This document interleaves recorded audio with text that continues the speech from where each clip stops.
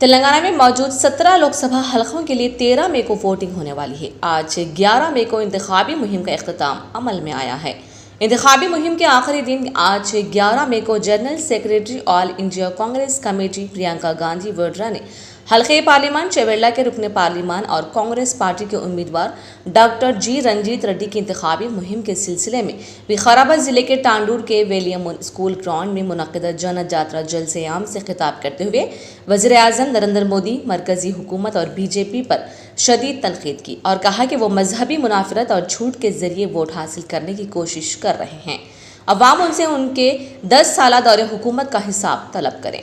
इस जलसे आम से chief minister Telangana Revanth Reddy, doctor G Ranjith Reddy, सदर कांग्रेस विकाराबाद जिले राम मोहन रेड्डी, रुकन असम्बली टांडूर मनोहर रेड्डी, सदर नशीन बल्दिया स्वप्ना प्रेमिल, सीनियर पार्टी कायद अब्दुल रऊफ के अलावा दीगर कायदी ने हजारों अफराद के मजमूए से खिताब करते हुए डॉक्टर जी रंजीत रेड्डी को हल्के पार्लियामान चवेला से कामयाब बनाने की अपील की। जय तेलंगाना। यहाँ आकर मुझे सबसे ज्यादा खुशी होती है हमेशा। सबसे पहले मैं आपसे माफी चाहती हूँ, मेरा गला थोड़ा बैठा हुआ है, लेकिन कोशिश करूंगी कि पूरी तरह से आपको भाषण दूं। श्री रेवंत रेड्डी जी,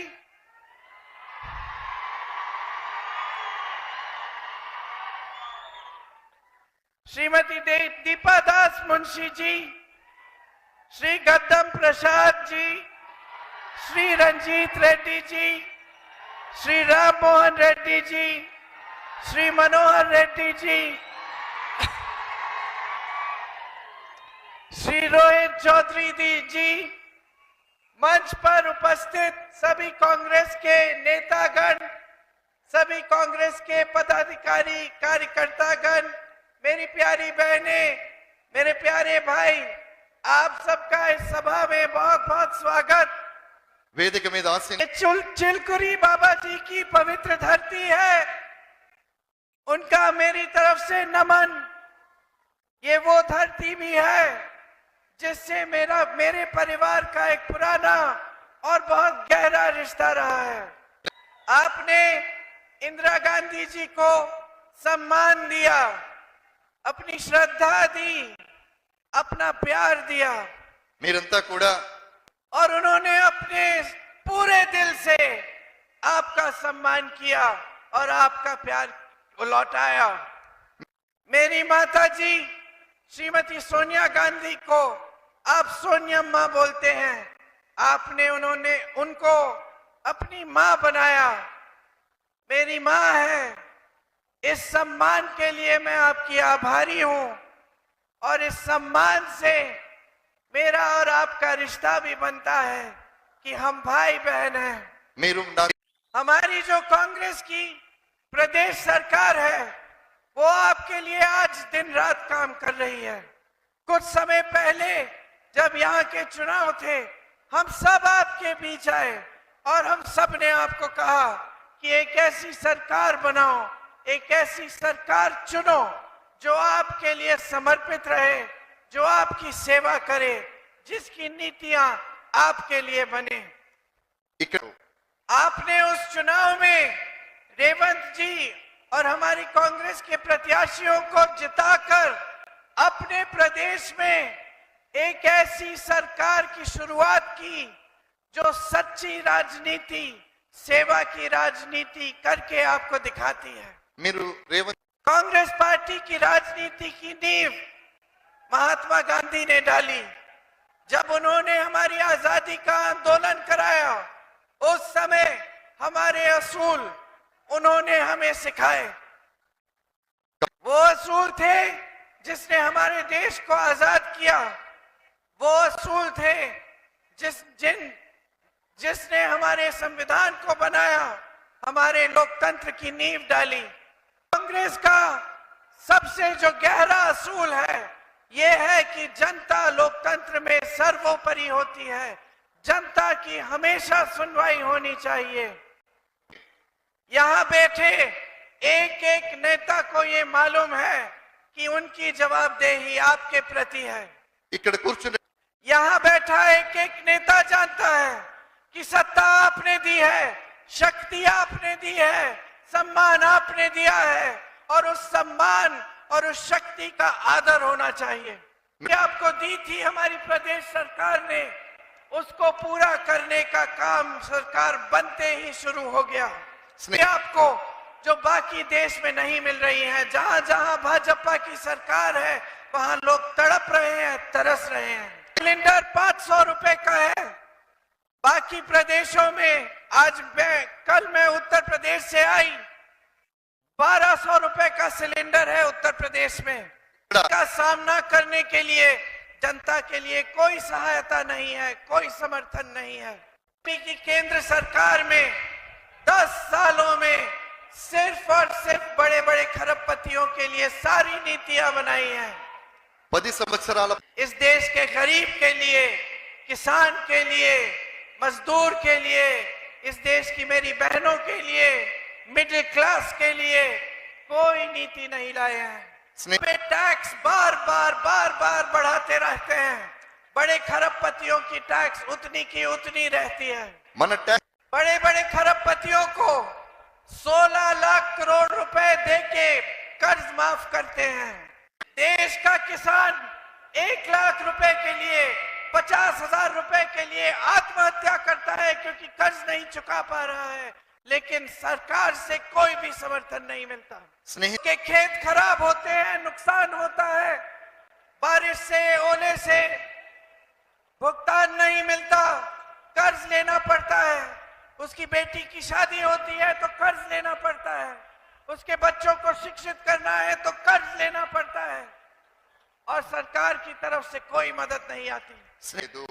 जो लोग मेहनत से अपने छोटे छोटे बिजनेस, छोटे कारोबार शुरू करते हैं, उनके लिए मुश्किलें बढ़ती चली गई इन 10 सालों में।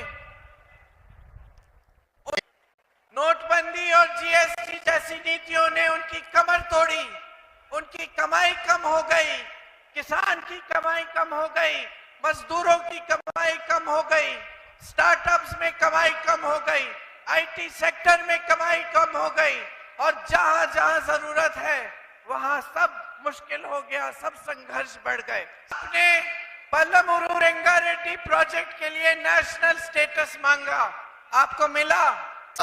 नहीं मिला। आपने आईआईएम, केंद्रीय विद्यालय, मेडिकल कॉलेज, नवोदय विद्यालय मांगा, इनमें से एक भी आपके क्षेत्र में आया? आपने फंड्स में अपना हिस्सा मांगा, बाढ़ से राहत के लिए मुआवजा मांगा, आपको मिला? मनो काजीपेट कोच फैक्ट्री और ट्राइबल यूनिवर्सिटी को पूरा करने की मांग थी, बनना शुरू हो गया था कांग्रेस के समय, फिर इन्होंने खत्म नहीं किया, काम पूरा नहीं किया। आपको इसके बारे में अच्छी जानकारी होगी। देश में सबसे ज्यादा बेरोजगारी है 45 सालों में, 70 करोड़ लोग बेरोजगार हैं, 30 लाख सरकारी पद खाली है केंद्र में। पिछले 3 सालों में देश की जनता की बचत 9 लाख करोड़ रुपए कम हो गई। बड़े बड़े खरबपतियों की टैक्स कम हुई और इनकम टैक्स बढ़ गई। इस देश के एयरपोर्ट, इस देश के बंदरगाह, इस देश का कोयला, इस देश की बिजली, बड़ी बड़ी सरकारी कंपनियों की सब्सिडी, सड़कों के ठेके, सब इन बड़े बड़े खरबपतियों को दे दिए गए। इनका टैक्स कम होता है, इनको 16 लाख करोड़ रुपए के कर्ज माफ होते हैं और आप ए टैक्स भरते हो, अडानी अंबानी टैक्स आप भरते हो। आपकी सारी संपत्ति 2-3 बड़े बड़े खरबपतियों को दी जा रही है आपके आंखों के सामने। सारे टीवी के चैनल, सारी मीडिया इन्हीं खरबपतियों ने खरीद रखी है। देश बड़े बड़े मंच, बड़े बड़े इवेंट, बहुत बड़े बड़े प्रोग्राम दिखाए जाते हैं केवल और मोदी जी और इनके मंत्रियों की इतनी भी हिम्मत नहीं है कि चुनाव के समय जब आपसे वोट मांगने आए तो अपने काम के आधार पर मांगे। 10 साल पहले कहा था सबका साथ सबका विकास, आज कह रहे विकसित भारत 2047 में, స్నేహితులారా इनके नेता कहते हैं देखिए मोदी जी का विजन क्या है, 2047 तक सोच रहे हैं। मैं तो इनसे कहती हूँ अरे कल और आज का सोच लेते, 10 सालों में एक दिन का सोच लेते कि किस तरह से इस देश की जनता कमा रही है, क्या संघर्ष है आपके, तो आपको सुविधा मिल जाती। రాబోయే ये आपके सामने चुनाव के समय आते हैं और सिर्फ धर्म की बात करते हैं, सिर्फ आप में फूट फैलाने की बात करते हैं ताकि आप एक दूसरे से अलग हो जाएं। వీరు ఎన్నికల सच्चाई ये है कि इनकी राजनीति की शुरुआत भी यही है और अंत भी यही है, वीरी- और कुछ है नहीं इनकी राजनीति में। వీరి యొక్క इनकी पूरी विचारधारा यही है कि किसी भी हालत में सत्ता अपने हाथों में रखनी है और सत्ता जनता के जज्बातों के आधार पर लेनी है। कहते हैं कि कांग्रेस पार्टी धर्म के विरोधी है, कहते हैं कि हम आपकी सारी संपत्ति ले लेंगे और किसी एक कौम को दे देंगे। స్నేహితుల हमारे हिंदू धर्म की सारी सीख, सारे भगवान, सारे संत, सारे महात्मा, सारे गुरुओं ने यही सिखाया कि सत्य के पथ पर चलो, మన హైందవ ధర్మ और सत्य और अहिंसा के पथ पर चल के महात्मा गांधी जैसी महान शख्सियत ने हमें आजादी दी और कांग्रेस पार्टी की नींव डाली। స్నేహితులారా స్వాతంత్రాన్ని यही సమపాటు- हमारा धर्म है। महात्मा गांधी जी शहीद हुए इस देश के लिए, उनके मुंह से क्या निकला जब गोली मारी उनको? हे राम निकला, हे राम, हे राम। స్నేహితులే उनके खून ने इस धरती को सींचा, उनके खून ने हमें आजादी दी, पर आधारित था। और ऐसा कोई धर्म नहीं है हमारे देश में जो आपको ये नहीं सिखाता कि आप सच्चाई को पर, आप अपने सच्चे अनुभव पर और सत्य के पथ पर चलो। స్నేహితు धर्म के नाम पर भाई भाई, बहन बहन को बांटना पाप है। స్నేహితులు धर्म के नाम पर लोगों को गुमराह करके उनसे सत्ता, उनसे शक्ति लेना पाप है। స్నేహితు जनता को कमजोर करना और ये कहना कि हम संविधान को बदल डालेंगे पाप है। స్నేహితులారా ये संविधान हमारे पूर्वजों के संघर्ष, उनके खून से लिखा गया है।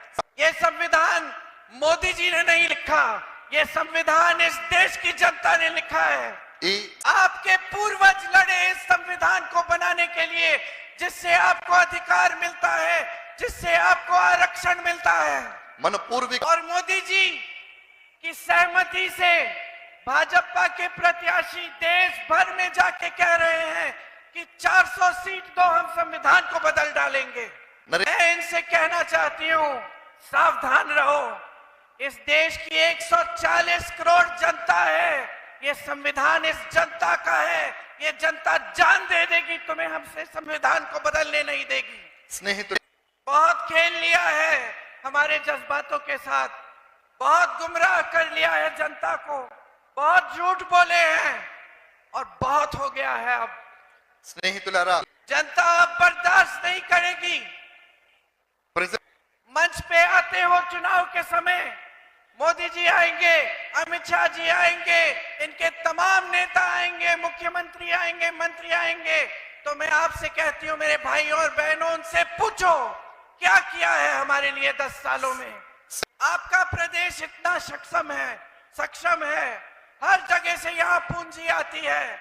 आपने इस प्रदेश को मेहनत से बनाया, अपने खून पसीने से बनाया। ये आईटी इंडस्ट्री यहाँ हैदराबाद की, तमाम जो ये देश है यहाँ के किसानों ने बनाया, यहाँ के टेक्नोलॉजी में आपने इसको संपन्न बनाया, ये आपने किया ये काम। స్నేహితుల इन भाजपा के नेताओं से कह दो हम जागरूक हैं, हम तेलंगाना की जनता है, आपने बहुत फुसलाया, बहुत गुमराह किया, हम अब जवाब चाहते हैं, हम सच्ची राजनीति चाहते हैं, हम आपकी नफरत नहीं चाहते। స్నేహితులారా इनको संदेश दो यहाँ से कि आप जानते हैं, आप समझते हैं कि इस नफरत से सिर्फ और सिर्फ जनता का नुकसान होता है। आपके समाज में फूट फैलेगी तो किसी नेता का नुकसान होगा।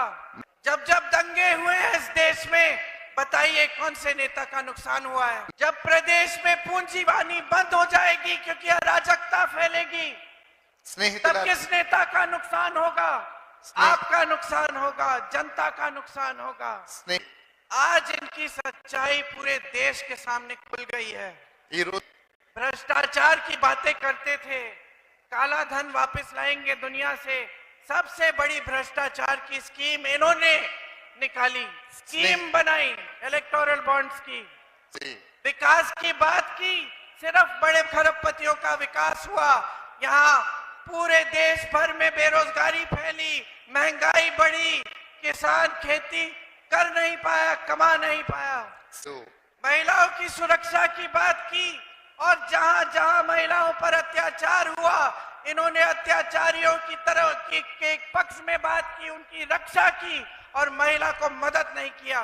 प्रधानमंत्री का पद इस देश में सबसे बड़ा पद है। प्रधानमंत्री 10 सालों के राज के बाद आपके सामने इतनी हिम्मत नहीं कर सकते कि आपको बताएं कि 10 सालों में क्या किया। जब देश के प्रधानमंत्री ऐसे मंचों पर आकर रोते हैं और अपनी मुसीबतें गिनाते हैं कि किसने कितनी गालियां दी, कि कौन क्या कह रहा है, जब देश के प्रधानमंत्री आपको ऐसे ऐसे फिजूल के झूठ बोलते हैं कि कोई राजनीतिक दल आपकी भैंस चुराएगा या अपने गहने चुराएगा, तब आप जानते हैं कि ये प्रधानमंत्री दुर्बल है, ये प्रधानमंत्री कायर है। इसने हमारे लिए कुछ किया नहीं, इसीलिए हमें ये सब बातें बता रहा है।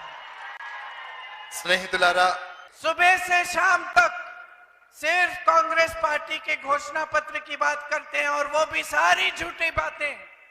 एक सच नहीं बोला है हमारे न्याय पत्र के बारे में। స్నేహితులారా मैं उनसे पूछना चाहती हूँ, उनके घोषणा पत्र में क्या लिखा है? जितनी भी स्कीमें कांग्रेस ने शुरू की, उनका नाम बदल के मोदी जी की फोटो चिपका के आपके सामने डाल दिया होगा।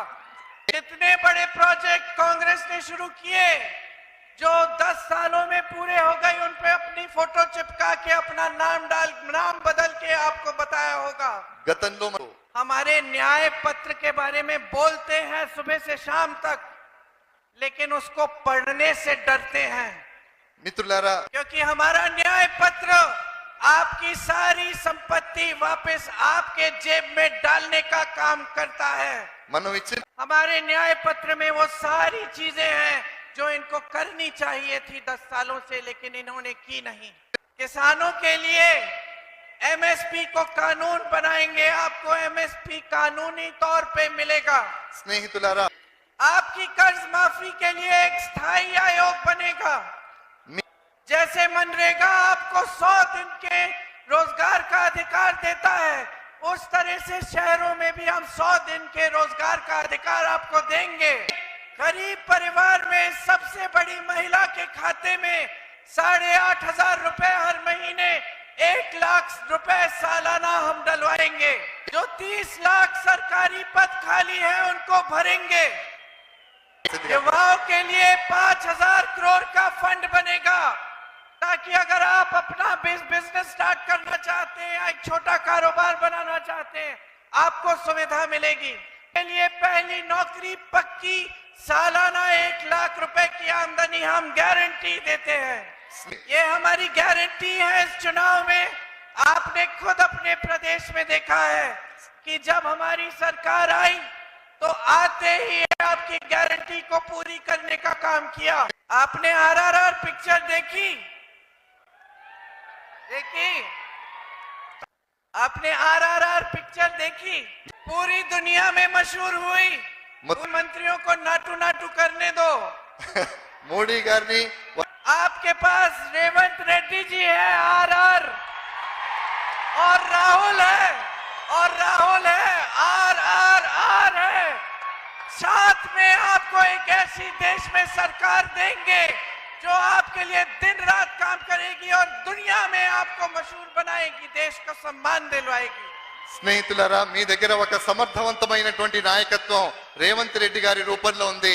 వారి సారథ్యంలో ఈ రాష్ట్రం అన్ని రంగాలలో సర్వతోముఖాభివృద్ధి సాధిస్తోంది అని నేను మీ అందరికీ తెలియజేసుకుంటూ ఉన్నాను. आपने बड़ी ध्यान से मेरी बातें सुनी, उसके लिए बहुत बहुत धन्यवाद। मेरी बातों को याद रखना, जब पोलिंग के दिन वोट डालने जाओगे तो हमारे प्रत्याशी को जिताकर इस देश में सही राजनीति को वापस लाइए। धन्यवाद। जय हिंद। జై కాంగ్రెస్ గట్టిగా జై జై కాంగ్రెస్ ఇంకా గట్టిగా జై కాంగ్రెస్. మిత్రులారా, శ్రీమతి సోనియా గాంధీ గారు, శ్రీ మల్లికార్జున్ ఖర్గే గారు, శ్రీ రాహుల్ గాంధీ గారు మన చేవెళ్ల పార్లమెంటు నియోజకవర్గ కాంగ్రెస్ పార్టీ అభ్యర్థిగా శ్రీ డాక్టర్ రంజిత్ రెడ్డి గారిని ఈ ఎన్నికల బరిలో దించితే ఈనాడు డాక్టర్ రంజిత్ రెడ్డిని గెలిపించడానికి మనకు అండగా నిలబడడానికి వికారాబాద్ జిల్లా గడ్డ మీద కాంగ్రెస్ పార్టీ జెండా ఎగరేయడానికి శ్రీమతి ప్రియాంక గాంధీ గారు ఈ రోజు మన తాండూరు పట్టణానికి వచ్చిండ్రు. మిత్రులారా, మీరందరూ నిలబడి పెద్ద ఎత్తున చప్పట్లతో శ్రీమతి ప్రియాంక గాంధీ గారికి స్వాగతం పలకండి. మిత్రులారా, ఈ ఎన్నికలు, ఈ ఫలితాలు తెలంగాణ రాష్ట్రం యొక్క భవిష్యత్తును తీర్చిదిద్దబోతున్నాయి. ప్రధానంగా మన వికారాబాద్ జిల్లా పరిధిలో 4 అసెంబ్లీలు ఉంటే ఆనాడు శాసనసభ ఎన్నికల్లో డిసెంబర్ నాడు కొడంగల్, తాండూరు, వికారాబాద్, పరిగి నియోజకవర్గాలలో మీరు అత్యధిక మెజారిటీ ఇచ్చి 4 శాసనసభ్యులను గెలిపించడంతో, మీ అభిమానంతో, మీ అండతో, మీ రక్తాన్ని చెమటగా మార్చి మీ భుజాలు కాయలు కాసేలా కాంగ్రెస్ పార్టీ జెండా మోసి గెలిపించినందుకు ఈనాడు తెలంగాణ రాష్ట్రానికి కొడంగల్ నియోజకవర్గం నుంచి ముఖ్యమంత్రిగా, వికారాబాద్ శాసనసభ నియోజకవర్గం నుంచి గడ్డం ప్రసాద్ కుమార్ గారు శాసనసభ స్పీకర్ గా రాష్ట్రంలో అత్యంత కీలకమైన 2 పదవులు, అది ముఖ్యమంత్రి పదవి, శాసనసభాపక్ష స్పీకర్ గా మన వికారాబాద్ జిల్లాకే దక్కింది అనంటే ఈనాడు కాంగ్రెస్ పార్టీ ప్రభుత్వంలో మనకిచ్చిన జిల్లాకు ఎంత ప్రాధాన్యత ఉందో మిత్రులందరినీ అర్థం చేసుకోమని నేను విజ్ఞప్తి చేస్తున్నా. మిత్రులారా, ఎక్కువ విషయాలు ప్రస్తావించను, కానీ 2 ప్రధానమైన అంశాలను ఈరోజు మీ ముందు పెట్టదలుచుకున్నా. చేవెళ్ల పార్లమెంటు నియోజకవర్గ ప్రజలని ఆలోచన చేసి తీర్పు ఇవ్వమని అడుగుతున్నా. ఆనాడు డాక్టర్ వైఎస్ రాజశేఖర రెడ్డి గారు ముఖ్యమంత్రిగా ఉన్నప్పుడు, గడ్డం ప్రసాద్ గారు మంత్రిగా ఉన్నప్పుడు మన వెనుకబడిన ప్రాంతం, ఎడారి ప్రాంతం, కరువు ప్రాంతం, కందులే కాదు ఇతర పంటలు పండించాలి, మన ప్రాంతం పచ్చగా ఉండాలి అని ఆనాడు ప్రాణహిత చేవెళ్ల ప్రాజెక్టును మన ప్రాంతానికి నీళ్లు ఇవ్వడానికి 1000 కోట్ల రూపాయల ఖర్చు పెట్టిండ్రు. కానీ తెలంగాణ రాష్ట్రం వచ్చిన తర్వాత చంద్రశేఖర్ రావు మన ప్రాంతానికి, మన వికారాబాద్, మన చేవెళ్ల, మన తాండూరు, మన పరిగి ప్రాంతానికి రావాల్సిన గోదావరి జలాలను ఈనాడు రద్దు చేసి ప్రాణహిత చేవెళ్ల ప్రాజెక్టును పడావు పెట్టి మన ప్రాంతాన్ని ఎడారిగా చేసిండు. అందుకే నేను ఇవాళ అడుగుతున్నా, బీఆర్ఎస్ వాళ్ళు చేసిన అన్యాయం ప్రాణహిత చేవెళ్ల మన ప్రాంతానికి రాలే. అదే విధంగా ఆనాడు పాలమూరు రంగారెడ్డి ఎత్తిపోతల పథకం ద్వారా కృష్ణానది జలాలను మన మక్తల్, నారాయణపేట, కొడంగల్, తాండూరు, పరిగి, వికారాబాద్ ప్రాంతాలకు ఇవ్వాలని, సాగునీటి ప్రాజెక్టులతో మన ప్రాంతం పచ్చని పంటలు పండాలని పాలమూరు రంగారెడ్డి ఎత్తిపోతల పథకం ఆనాడు కాంగ్రెస్ పార్టీ మంజూరు చేసింది.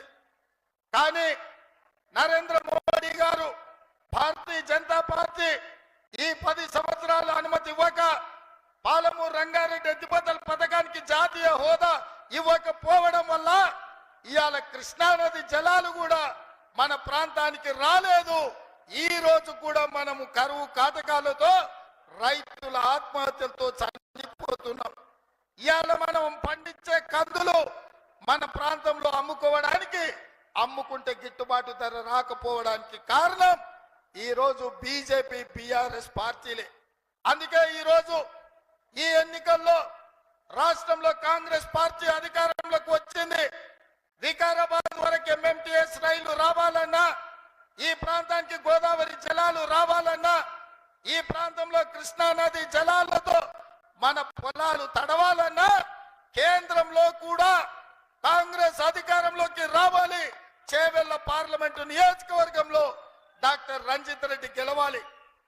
ఇదే కాదు, ఈ రోజు ఈ ప్రాంతంలో ఉన్న సమస్యలు వికారాబాద్ శాటిలైట్ సిటీ కావచ్చు, వికారాబాద్ ఎంఎంటీఎస్ రైలు కావచ్చు, మన ప్రాంత అభివృద్ధి అర్ధాంతరంగా ఆగిపోయింది.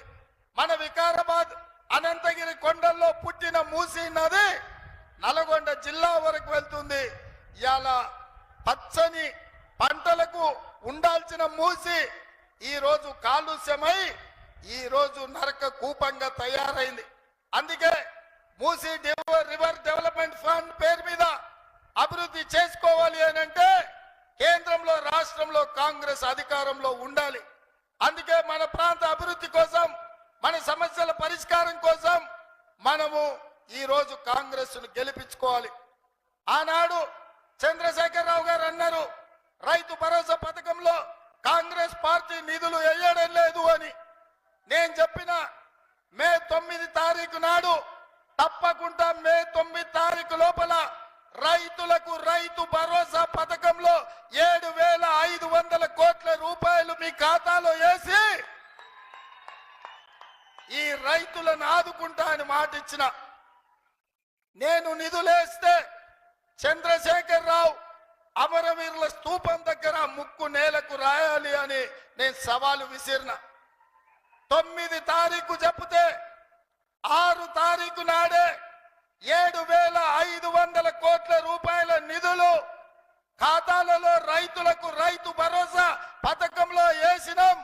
ఇప్పుడు చంద్రశేఖరరావుని అడుగుతున్నా, నువ్వు సవాలు చేసినావు కదా, రైతు భరోసా నిధులు మేము వేసినాం కదా, నీకేం మాత్రం సోయున్నా అమరవీరుల స్తూపం దగ్గరకు వచ్చి ముక్కుకు నేలకు రాయాలి అని కాంగ్రెస్ పార్టీ డిమాండ్ చేస్తుంది. అదే విధంగా ఆయన అల్లుడు హరీష్ రావు గారు రైతు రుణమాఫీ చేయలేదన్నాడు. నేను చెప్పిన 15 ఆగస్టు లోపల రైతు రుణమాఫీ చేసి తీరుతా అన్న. హరీష్ రావు చెయ్యలేను, చేస్తే రాజీనామా చేస్తా, మళ్ళీ ఎన్నికల్లో పోటీ చేయను అన్నాడు. అందుకే ఈ రోజు వికారాబాద్ జిల్లా రైతాంగం సాక్షిగా తెలంగాణ రాష్ట్రంలో ఉన్న కోట్లాది రైతులకు నేను మాట ఇస్తున్నా. మన అనంతగిరి కొండల్లో ఉన్న పద్మనాభ స్వామి సాక్షిగా, అనంతగిరి కొండల్లో ఉన్న పద్మనాభుడి సాక్షిగా 15 ఆగస్టు లోపల రైతులకు 2 లక్షల రూపాయలు రుణమాఫీ చేసి ఈ తెలంగాణ రైతాంగం యొక్క రుణం తీర్చుకునే బాధ్యత నేను తీసుకుంటా. నేను ఇవాళ ఒక్క మాట చెప్పదలుచుకున్నా, ఈ పదవి, ఈ హోదా, ఈ ప్రభుత్వం రైతుల రుణమాఫీ చేయకపోతే, రైతుల రుణము తీర్చుకోకపోతే ఇది నిష్ప్రయోజనం. అందుకే రైతుల రుణం తీర్చుకొని రైతులను ఆదుకునే బాధ్యత ఇందిరమ్మ రాజ్యంలో కాంగ్రెస్ పార్టీ తీసుకుంటుంది. అదే విధంగా ఇవాళ బీజేపీ వాళ్ళు, నరేంద్ర మోడీ, అమిత్ షా రోజు వస్తున్నారు. సంక్రాంతి పూట గంగిరెద్దుల లాగా ఊరూరు తిరుగుతున్నారు. సంక్రాంతి పూట గంగిరెద్దులో ఎట్లా తిరుగుతారో నేను ఇవాళ గుర్తు చేయదలుచుకున్నా, మోడీని ప్రశ్నించదలుచుకున్నా. ఆనాడు సోనియా గాంధీ గారు ఖమ్మం జిల్లాలో బయ్యారం ఉక్కు కర్మాగారం మనకిచ్చింది సోనియమ్మ. వరంగల్లో రైల్వే కోచ్ ఫ్యాక్టరీ సోనియమ్మ మనకిచ్చింది. రంగారెడ్డి జిల్లాలో ITIR కారిడార్ సోనియమ్మ మనకిచ్చింది. IIT IIM విద్యా సంస్థల్ని గిరిజన యూనివర్సిటీని సోనియమ్మ మనకిచ్చింది. Metro rail మనకిచ్చింది. IT కంపెనీలు మనకిచ్చిండ్రు సోనియమ్మ. మరి ఇవాళ బీజేపీ 10 ఏళ్లలో మనకేమిచ్చింది సోదరులారా? ఏమిచ్చింది?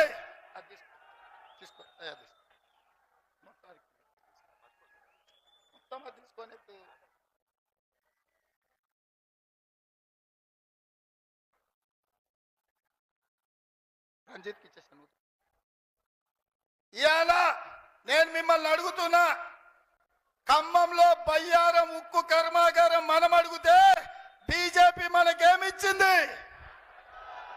వరంగల్ జిల్లాలో రైల్వే కోచ్ ఫ్యాక్టరీ మనం అడిగితే మోడీ మనకేమిచ్చిండు? ITIR కారిడార్ మనం అడిగితే బీజేపీ ఏమిచ్చింది? IIT IIM మనం అడిగితే మోడీ ఏం తెచ్చిండు?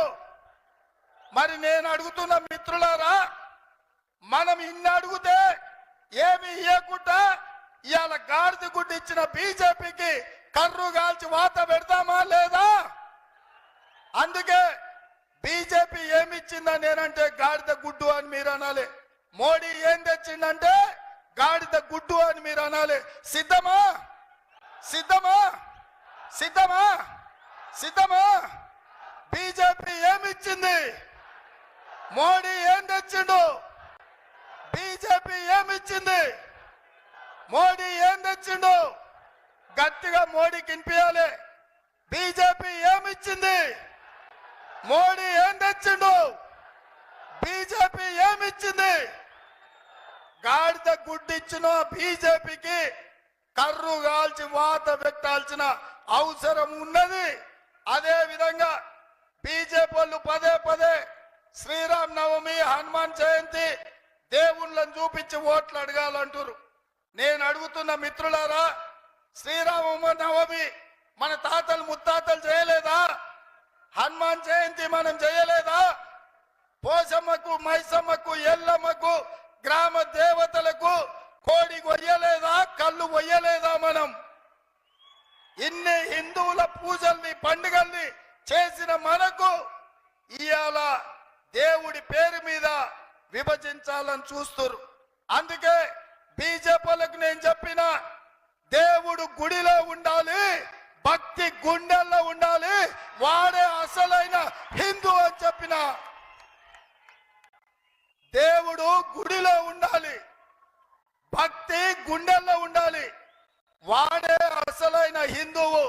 పోలింగ్ బూతులల్లా బిచ్చమడుకున్నట్టు దేవుడి పేరు మీద ఓట్లు అడుక్కునేవాడు హిందూ ద్రోహి. అట్లాంటి వాళ్ళను అందుకే ఇవాళ మనము ఓడించాలి. అదే కాదు మిత్రులారా, ఆనాడు డాక్టర్ వైఎస్ రాజశేఖర రెడ్డి గారు ఉన్నప్పుడు సోనియా గాంధీ గారి నాయకత్వంలో ఇందిరమ్మ ఇండ్లు ఇచ్చినాం, ఆరోగ్యశ్రీ పథకం ఇచ్చినాం, రైతు రుణమాఫీ చేసినాం, ప్రాజెక్టులు కట్టినాం. ఈ రోజు కూడా అదే విధమైన పాలన, అదే విధమైన అభివృద్ధి మనం చేసుకుందాం. అందుకే రంజిత్ రెడ్డిని చేవెళ్ల పార్లమెంటు నియోజకవర్గం నుంచి 1,00,000 మెజార్టీతో గెలిపించాల్సిందిగా ఈడికొచ్చిన వేలాది మంది మన కాంగ్రెస్ పార్టీ కార్యకర్తలను నేను కోరుకుంటున్నా. 1,00,000 మెజారిటీ ఇవ్వడానికి మీరు సిద్ధమా? సిద్ధమా? సిద్ధమా? సిద్ధమా? సిద్ధమా? సిద్ధమా? నేను 1,00,000 అంటే మీరు పక్కా అనాలి. ఓకే, 1,00,000 1,00,000 1,00,000 1,00,000 1,00,000 1,00,000 1,00,000 వెనకాల ఉన్నోళ్ళు కూడా అనాలి, ఆ వెనకాల దూరంగా ఉన్నోళ్ళు కూడా అనాలి. 1,00,000 1,00,000 1,00,000 1,00,000 1,00,000 జై కాంగ్రెస్, జై జై కాంగ్రెస్.